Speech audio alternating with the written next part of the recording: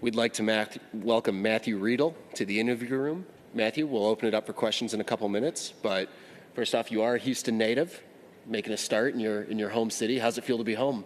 It's awesome. I love it here.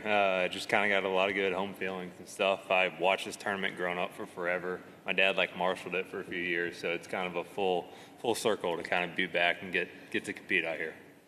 Making your first start here, being able to come out here and make a start in your home event.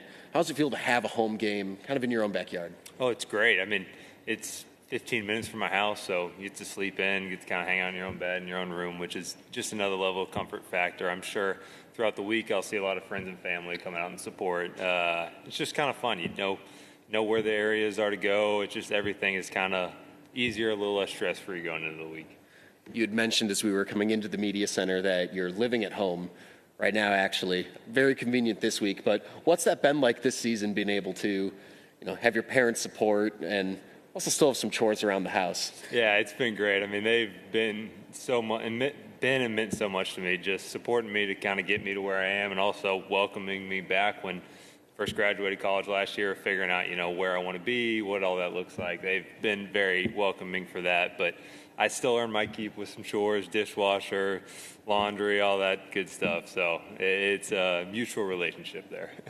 And obviously last summer, after PGA Tour University, earning Korn Ferry Tour status, and then ultimately your tour card through Q School, where's your game at? How would you assess your first 6 starts of the year and how your rookie season on tour is going?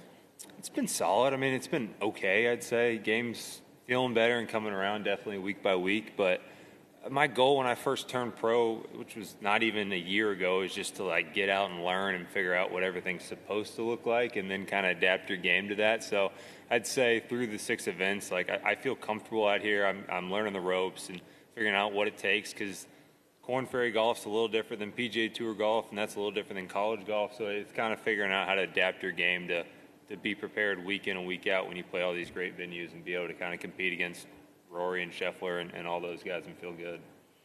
And last question from me before we open it up for questions. Being a part of the PGA Tour University class last year and having that direct access to the Korn Ferry Tour, what did that do for you as a young pro stepping right into that game from college golf? I mean, it completely jump-started my career. I guess when I was first getting into college, I think that was the first couple years or the first year of it. So nobody really knew what it looked like. And in the past, you always just hear everybody going to Q School and it kind of throwing your hat in the ring and trying to go out and get it and earn your spot.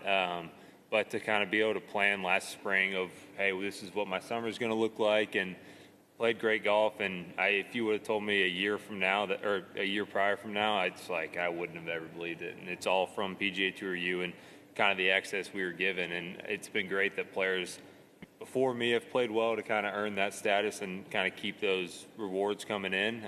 But it's been unbelievable to kind of jumpstart it. We'll open it up for questions now. We'll go to Dale up front. Well, Matthew, can you, obviously you've got a lot of personal memories of watching this tournament. When do you think you first, were in the gallery at the Houston Open? Probably 10 or 11. My dad did it. It was when it was up at Redstone. Then they changed it to Golf Club of Houston. So I'd say I went probably 6 years in a row. I'd say 10 to 16 or 17. I remember I have a video on my phone of Luke List hitting a tee shot, and that was, I think, right before I committed to Vandy, which was probably 2016 or so. And it's funny seeing Luke out here now, and I actually haven't shown him that video. I need to find it and be like, hey, this was me to you 10 years ago. But it's a cool full circle with it all. Of course, you're in the galleries then, and I know your sights are already set on being where you are today, sitting here having this conversation and playing this golf course as a PGA Touring professional. Has it hit home? I mean, have you processed it? Yeah, I've gotten, just driving in the parking lot, it's like, okay, this feels normal, because I'll come out here on some Mondays when my home course is closed and hit balls and putt, but it was like, I think it really hit when we were hitting on the grass, because it's never grass ever. So it was like, oh, wow, I've never stepped foot kind of in this area. So that was one of the things on the range where it's like, whoa, and just getting to kind of play it all. But just kind of taking it day by day and step by step, you never really know. How many 18-hole rounds have you played on this course? Not as many since they redid it probably 3 years ago. I played the old one a good bit. I'd say probably, honestly, only 2 or 3, once a year, because I just haven't been back in Houston all that much just through college. We'd come out with just some buddies and play, but with it overseeded and all that, it's definitely a good bit different than we typically would see it. When you decided to go to Vanderbilt, what were your other choices, and why did you decide on Vandy? My top other ones were SMU. Both my parents went there, and kind of the Texas connection, which was nice, and then Stanford. Those are my top three. And for me, Vandy was a pretty easy choice. I mean, I love Limbaugh, and Gator Todd was the assistant there when I first got there, and just all the players. There was a lot of guys from Texas, so that made it kind of comfortable. But just the way Limbaugh coaches everybody and cares for everybody, the program itself is a true kind of loving family, and then also enjoyed the fact that it's a good academic school, just to kind of always have a backup plan and be best prepared. You mentioned academics. Have you researched how many other PGA Touring professionals were the valedictorians of their high school classes? I have not. I always put an asterisk to that because there was about 50 other co-valedictorians with me, just kind of all A's, not necessarily the top one, but it's one thing that you can control and try to always work hard at everything you do, whether it's school, golf, working out, relationships. It'll take you a long way. Obviously, you made the PGA Tour in rather dramatic fashion. It literally did come down to a putt. And yes, you've talked about this numerous times, but will you humor me and go back through your thought process and what was going through your head as you're staring at the cup? It was just one of those, you're kind of like, you have a little tunnel vision of, if there's a lot to that said putt, but all you can do is kind of try to make that 5-footer that you've always practiced with. I remember when Nick Dunlap won the American Express the year before, he said in an interview, like his caddy told him, like, this putt's easy, your mom could make it. And that kind of crossed in my head of like, all right, like, it's a 5-footer. I thought it was dead straight. I kind of pulled it and snuck in the left side. But it was one of those, it's like, it's nothing more than a putt, just hit it. You're right, but you were fully aware of the consequences. There was no like, well, maybe if I make this, I'll be on the tour, maybe not. I mean, did you know that it was make it or? I knew it came down to that. I guess to me, I kind of had the outlook of, hey, if now's not my time, I got time. I mean, I know you only have so many opportunities, so you kind of want to take advantage of it. But at the same time, it's like kind of got as my plan, and I'm going to go try to act it out and make this. But this is a great learning experience. So I would have been content if I missed it. I mean, obviously, you want to make it and take advantage of those opportunities, and I'm glad I did. But it's one of those things, you just kind of have a good outlook on it, and it works out. Earlier this week, I also cover the U.S. clay court tennis for the Chronicle. So to get ahead on that, because it follows they're back-to-back now, talking to two young Americans, 19 and 20 years old, talking about, adjusting to the physicality of playing on the ATP Tour. You don't physically play other golfers. You play a golf course, but can you weigh in a little bit on the mental side of that, of being out here with the big boys, Rory and Scotty, and how you process that? Yeah, I mean, for me, just the road to being a professional, whether it's Korn Ferry or PGA, it's just you're playing a lot more in a shorter term.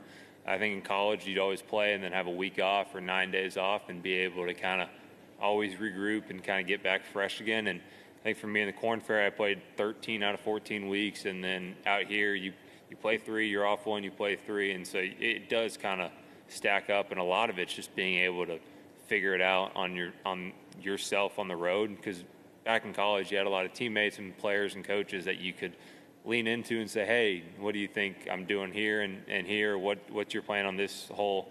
And out here, it's just kind of all up to you and your caddy and your team. So you got to really have a good network group to fix issues on a Sunday and be back ready to roll on a Tuesday. And you can't let yourself be psyched out by the fact that you're playing with some really great golfers, right? You have to just focus on what you're doing. Exactly. You got to run your race and see where that gets you, and see what time, what score you post, and how that kind of compares to those guys. And you also probably, it's hard to do sometimes, but you don't want to put pressure on yourself to get there too quickly. You got to I guess be patient with your progress, right? Going back to, like, I guess my high school golf and into college and then here now, I've always kind of just tried to get a little bit better every day and have a good solid foundation.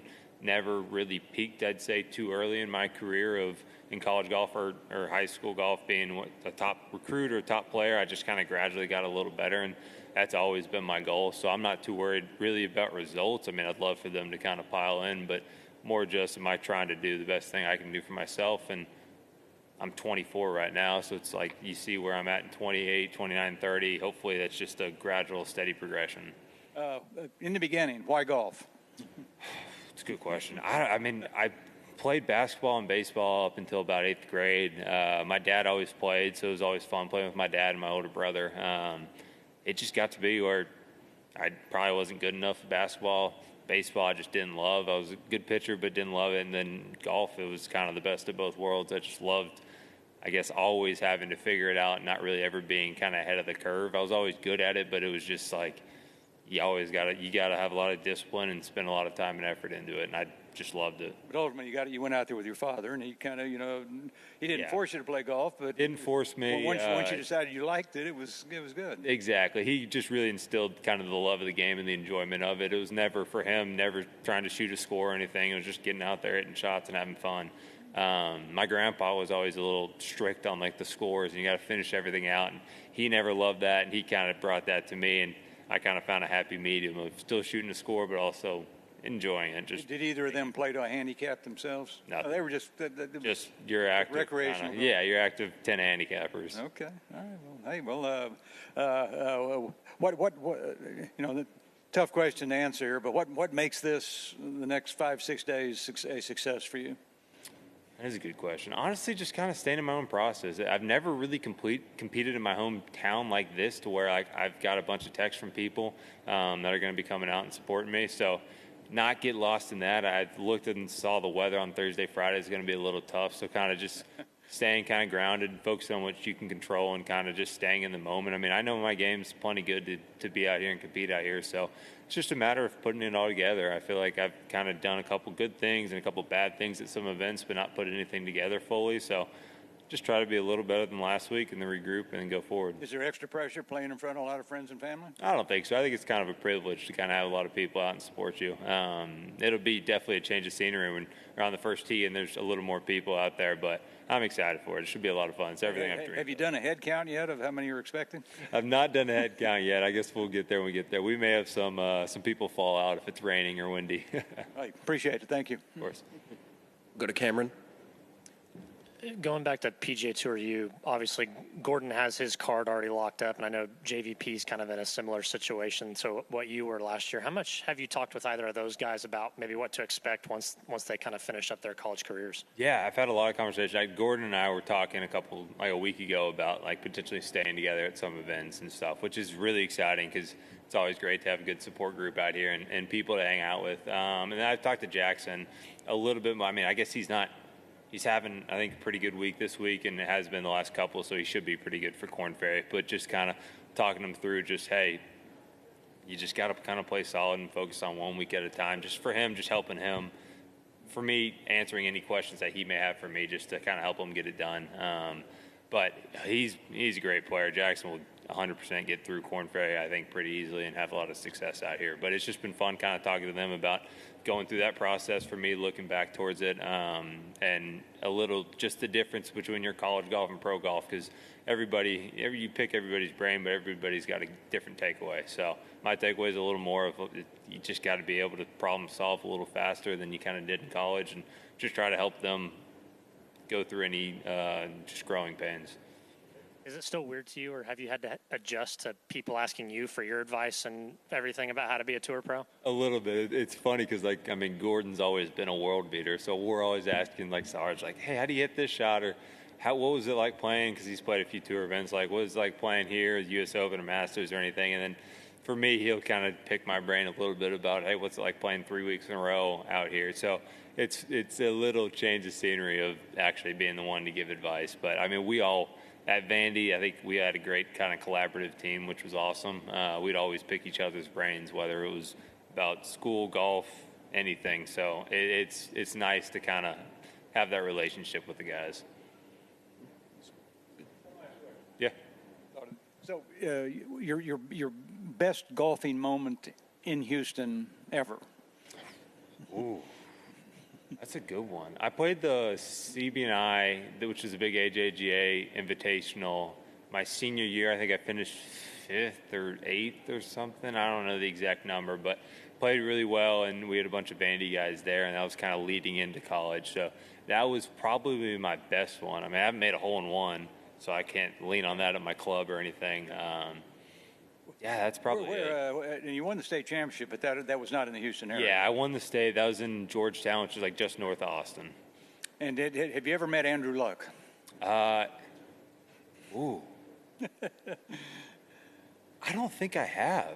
I know his family decently well, but I don't think I've met him. Obviously, actually. He's many years before you at Stratford. Yeah, he's our big Stratford guy. So he didn't try to talk you into going to Stanford. No, he didn't have any input in that. He probably would have had a good conversation. The interesting thing about the two young tennis players I was talking to, they were not even born when the last American, Andy Roddick, won a major championship. Wow. And neither of them have ever met Andy.